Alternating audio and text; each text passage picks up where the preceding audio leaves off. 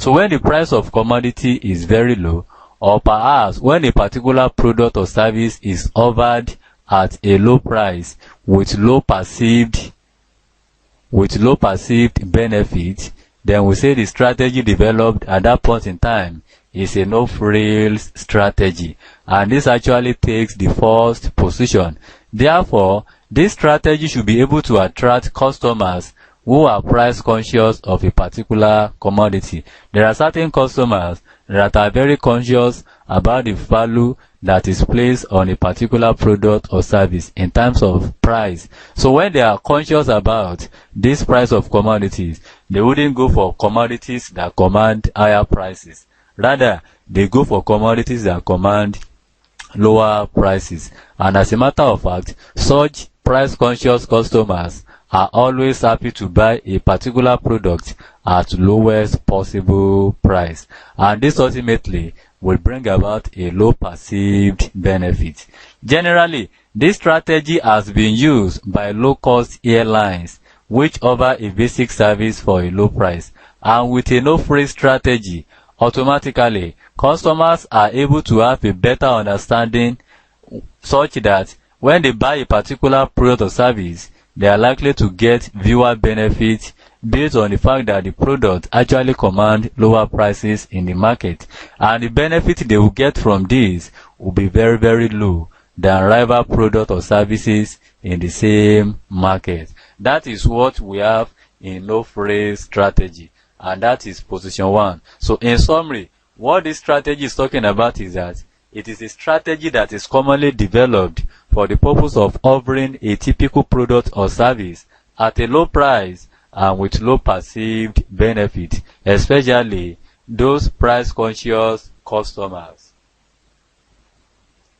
Then let's go to second strategy, that is low price strategy, and that is position 2. When we talk of low price strategy, with a low price strategy, then customers are able to perceive that the product or service will give average or normal benefits, and it is not regarded as a low quality product. So the price in this case is very low compared with similar products in the same market or industry. So taking or adopting this strategy, automatically various products or services that will be sold in such market or industry will definitely command low price. So which means that the price of the commodity will be very, very lower. And this does not mean that the quality of the product will equally be lower. No, the quality will definitely be improved upon. But what is lower in this case is the price of the commodity. And the belief of the general customers or consumer is that such product or service will give what is called average or normal benefit, even despite the fact that those products or services are sold at lower prices. So only the lowest cost production in the market can implement this business strategy successfully. And if a company that is not least cost producer tries to implement a low price strategy, there will be a continual threat that the least cost producer will copy the same strategy and offer prices that are even lower. So only the least cost producer could actually survive in this particular situation as far as low price strategy is concerned. Then we have differentiation strategy. This is actually contained in the fourth position.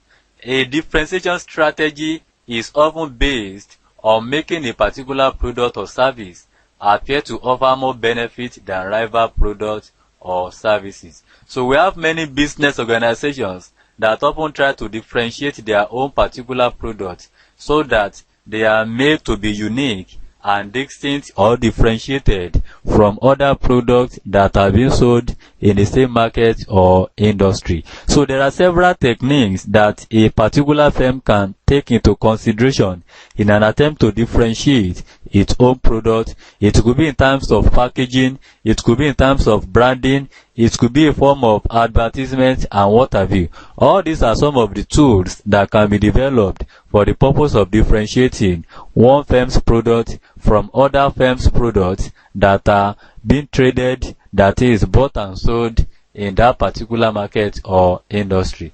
However, we have various ways by which differentiation can be achieved in terms of products or services which may have different features, such that the rival products do not offer exactly the same benefit. So we have many companies who may also promote the perception that their product or services are much better in quality than other products or services offered in the same market or industry. Then we have what we call hybrid strategy. That is contained in the third position, hybrid strategy. A hybrid strategy basically involves selling a product or service which combines the following elements or features. 1. Higher than average benefit to customers. Those products or services that actually combine higher benefits which are more than average to their customers, they are actually involved or in what is called hybrid strategy. Or perhaps a below average selling price. When a particular product is sold below average selling price, then that strategy is also called hybrid strategy. So there are two major combinations of factors or features that characterize the hybrid strategy. One, we have higher than average benefit to customers. When a particular product commands higher benefit than average to a particular customer in a market or industry, is actually said to be an hybrid strategy. Or perhaps when a particular product commands a price that is below average in the market or industry, this is also called an hybrid strategy.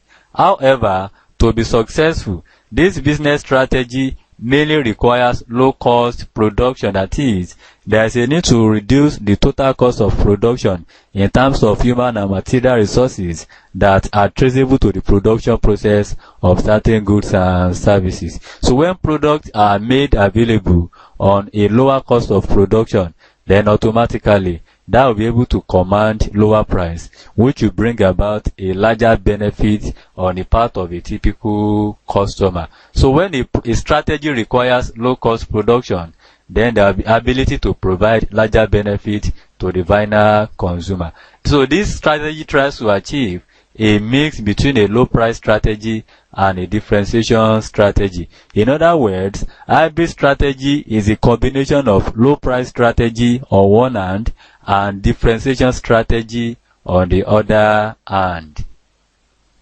And finally, we have what we call focused differentiation strategy. Focused differentiation strategy.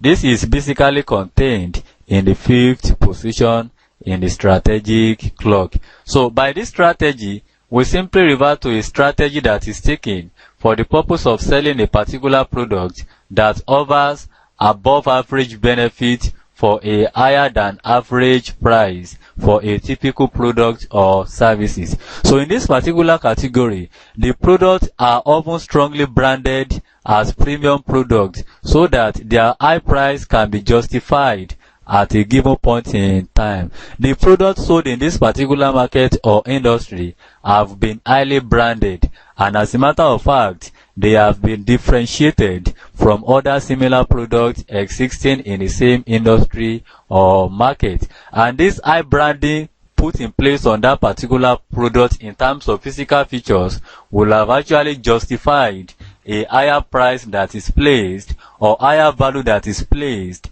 on that particular product. So we have Garnet restaurants and Ferrari sports cars, which are best examples of products that are sold using this particular business strategy. So they have been able to, brand these products we are talking about here.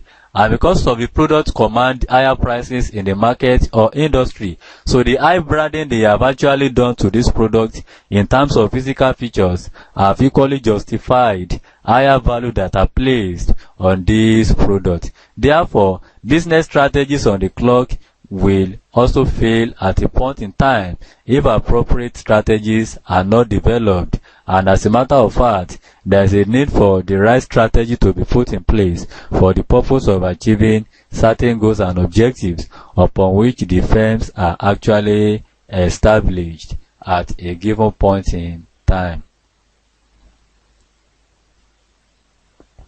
So let's give a concluding remarks about the strategic clock.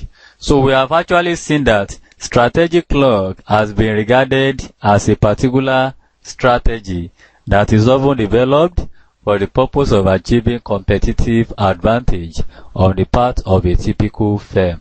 And here we have identified the five major broad of categories, five major broads or categories of strategies that are often developed in strategic clock. And each business strategy is said to be market facing. In other words, the strategy of this business actually aims to meet the needs of the customers at a given point in time. That is, the strategies are developed for the purpose of creating value as well as meeting the overall needs and expectations of the customers at a particular period of time, or better still, a large proportion of potential customers in the market. The strategy is not only designed to meet the needs and expectations of the existing customers, rather it is also developed for the purpose of meeting the needs and expectations of a large potential customers of a particular product or service within a particular market or industry.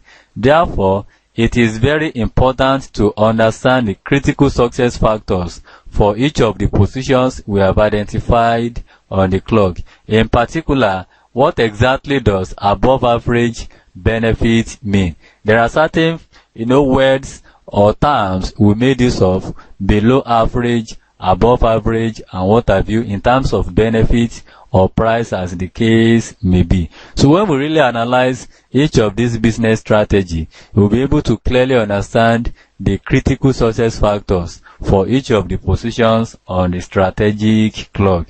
And this really enhance our understanding about what below average, above average, in terms of price and benefit are all about.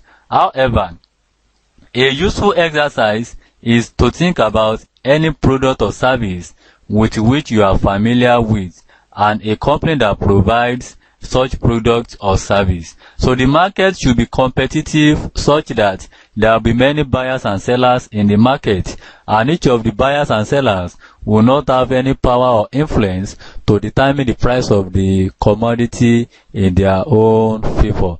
Therefore, the market should be seen to be competitive in nature. So having established this, then you try to describe the business strategy that the company has for its product or service using the strategic clock as a basis for analyzing business strategies.